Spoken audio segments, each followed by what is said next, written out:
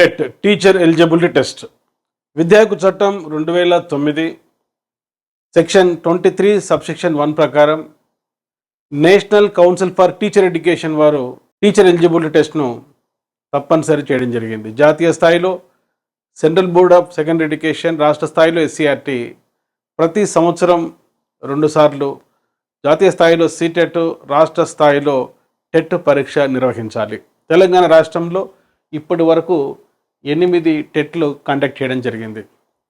చాలామంది అభ్యర్థులు టెట్లో క్వాలిఫై కావటం లేదు. ఇటీవల ఇచ్చిన టెట్లో కూడా చాలామంది ఉత్తీర్ణత సాధించలేదు. ఒకసారి గమనిస్తే 2014 నుంచి 2025 వరకు పేపర్ 1లో యావరేజ్గా 53.92 మాత్రమే క్వాలిఫై అవుతున్నారు. గత 8 టెట్ల యొక్క యావరేజ్ తీసుకుంటే ఇక దీనికన్నా చాలా తక్కువగా పేపర్ 2లో 2014 నుంచి 2025 వరకు యావరేజ్గా 29.67 మాత్రమే క్వాలిఫై అవుతున్నారు అభ్యర్థులు. దీనికి కారణం టెట్ కేవలం ఎలిజిబిలిటీ టెస్ట్ అని మాత్రమే అనుకుంటున్నారు. ఇది ఎలిజిబిలిటీ టెస్ట్ మాత్రమే కాదు, డిఎస్సిలో ఒక 20% వెయిటేజ్ ఉండేటువంటి రిక్రూట్మెంట్ టెస్ట్ అని కూడా అభ్యర్థులు అవగాహన చేసుకోవాలి.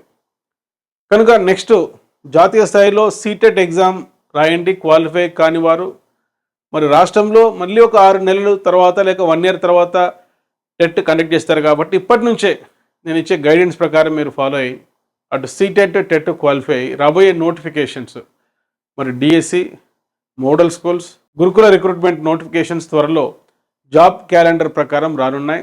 దాంతోపాటు డివైఈఓ నోటిఫికేషన్, డైట్ లెక్చరర్కి సంబంధించిన నోటిఫికేషన్ కూడా తెలంగాణ రాష్ట్రంలో త్వరలో రానున్నాయి. కాబట్టి అభ్యర్థులు నేను ఇచ్చిన గైడ్లైన్స్ ప్రకారం ప్రిపేర్ కావడానికి ట్రై చేయండి. ముఖ్యంగా టెట్ ఎవరైతే క్వాలిఫై కావటం లేదో, కొంతమంది 1 మార్క్స్ 2 మార్క్స్తో క్వాలిఫై కాలేకపోతున్నారు. సో మీరు ఫోకస్ చేయాల్సిన అంశాలు, మొదటిది చైల్డ్ డెవలప్మెంట్ అండ్ పెడగాజీ. గత 8 ప్రశ్నాపత్రాలు పేపర్ 1 కానీ పేపర్ 2 కానీ గమనిస్తే జ్ఞాన సంబంధమైన ప్రశ్నలు, నాలెడ్జ్ బిట్స్ చాలా తక్కువగా ఇస్తున్నారు. ఉదాహరణకు నైతిక వికాస సిద్ధాంతాన్ని ప్రతిపాదించినది ఎవరు? Lawrence Kohlberg. ఇది నాలెడ్జ్ బిట్. నైతిక వికాస సిద్ధాంతంలో ఎన్ని స్థాయిలు, ఎన్ని దశలు ఉన్నాయి? 6 దశలు, 3 స్థాయిలు ఉన్నాయి. Pre conventional, conventional, post conventional. దీనికి సంబంధించనివి అంటే అది అండర్స్టాండింగ్ బిట్ అవుతుంది. అప్లికేషన్ బిట్ ఒక విద్యార్థి తన చుట్టూ ఉన్న సమాజంలో ఉండే నియమాలు పాటించడమే కాకుండా హేతుబద్ధంగా ఆలోచించి తన సొంత నైతికతను కూడా ఫాలో అవుతుంటాడు. ఆ విద్యార్థి ఉండే దశ అది ఉత్తర సాంప్రదాయ స్థాయి, పోస్ట్ కన్వెన్షన్ లెవెల్. ఇటువంటి ప్రశ్నలు, ఒక పేరాగ్రాఫ్ మాదిరి ఉండే ప్రశ్నలు సైకాలజీలో అడుగుతున్నారు. కనుక సైకాలజీలో ఉండే టాపిక్స్ అన్నీ కూడా 3 యూనిట్స్ టాపిక్స్ మనం విశ్లేషించుకుంటే ఒక 40 టాపిక్స్ వస్తాయి. ఈ 40 టాపిక్స్లో ఒక్కొక్క టాపిక్లో 10 కాన్సెప్ట్స్ అంటే మినిమం 400 కాన్సెప్ట్స్ ఉంటాయి. ఇప్పటి నుంచి ఈ 8 ప్రశ్నాపత్రాలలో ఉండే సైకాలజీకి సంబంధించిన భావనలు చదివి మీరు సొంత నోట్స్ ప్రిపేర్ చేసుకోండి. దీనికి మీకు సహాయకారిగా మా యూట్యూబ్ ఛానల్ డాక్టర్ మోజెస్ సెమిలీలో ప్రీవియస్ వీడియోస్ ఉన్నాయి, చూడండి. వెంటనే డాక్టర్ మోజెస్ సెమిలీ అనే మా యూట్యూబ్ ఛానల్ మీరు సబ్స్క్రైబ్ చేసుకోండి. నేను సైకాలజీకి సంబంధించి, పెడగాజీకి సంబంధించి ఎక్స్ప్లెయిన్ చేసిన ప్రీవియస్ వీడియోస్ ఆధారంగా నోట్స్ ప్రిపేర్ చేసుకోండి. ఆ తర్వాత మీరు ఫోకస్ చేయాల్సిన అంశం పెడగాజీ. సబ్జెక్ట్ పెడగాజీ 12 మార్క్స్తో పాటు Telugu pedagogy 6 marks, English pedagogy 6 marks, child development and పెడగాజీకి సంబంధించి కూడా ఒక 6 మార్క్స్. సో దాదాపుగా 18+12 ఉండే 150 ప్రశ్నలలో 30 క్వశ్చన్స్ పెడగాజీ రిలేటెడ్గా అడుగుతున్నారు. అంటే ప్రతి 5వ ప్రశ్న పెడగాజీకి సంబంధించిన ప్రశ్న. కనుక పెడగాజీ అంటే ఏమిటి? పెడగాజీకి మెథడాలజీకి మధ్య ఉండే డిఫరెన్సెస్ ఏంటి? ఒక పెడగాజీ నాలెడ్జీ కాబోయే ఉపాధ్యాయుడికి ఎందుకు అవసరం? పెడగాజీ అంటే the science of teaching and learning for the children. Science అంటే ఏమిటి? టీచింగ్ అంటే ఏమిటి? లెర్నింగ్ అంటే ఏమిటి? చిల్డ్రన్ అంటే ఎవరు? పెడగాజీకి ఆండ్రోగాజీకి మధ్య డిఫరెన్సెస్ ఏంటి? పెడగాజీ ప్రధానంగా ఉపాధ్యాయుడికి ఎందుకు ఉపయోగపడుతుంది? What to teach, why to teach, who is to teach, whom to teach, way to teach, when to teach and how to teach అనే ప్రశ్నలకు పెడగాజీ ఆన్సర్ ఇస్తుంది. కనుక ఈ పెడగాజీ నేర్చుకునేటప్పుడు రోట్ లెర్నింగ్, బట్టి పద్ధతిలో కాకుండా నిజ జీవితంలో ఉండే టీచింగ్ లెర్నింగ్కు అన్వయించుకుంటూ నేర్చుకోండి.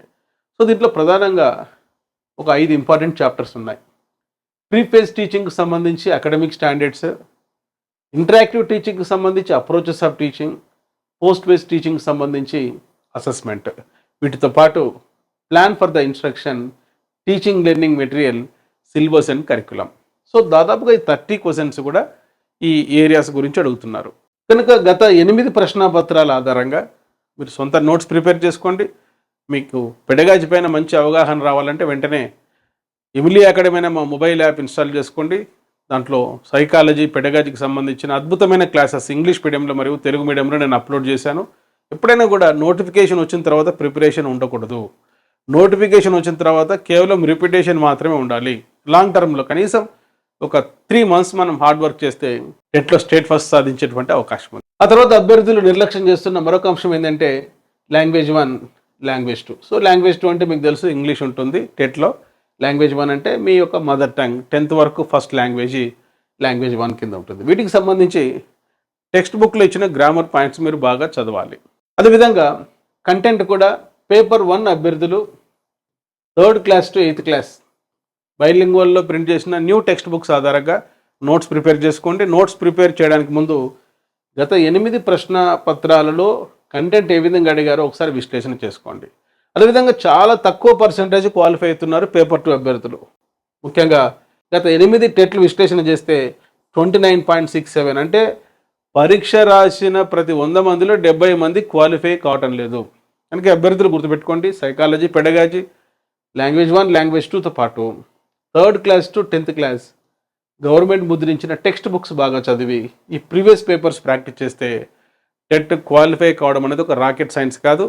మీరు టెట్ క్వాలిఫై అయ్యి రాబోయే డిఎస్సిలో మంచి మార్కులు సాధించి అటు రాష్ట్ర స్థాయి, జాతీయ స్థాయిలో నిర్వహించేటువంటి DSC, KVS, NVS, Sainik schools, army schools, Eklavya model residential schools మరియు KGBV schools, Gurukula recruitment model స్కూల్స్లో టీచర్ జాబ్ సాధించాలని కోరుకుంటూ మీ doctor Moses, Emily academy, Hyderabad.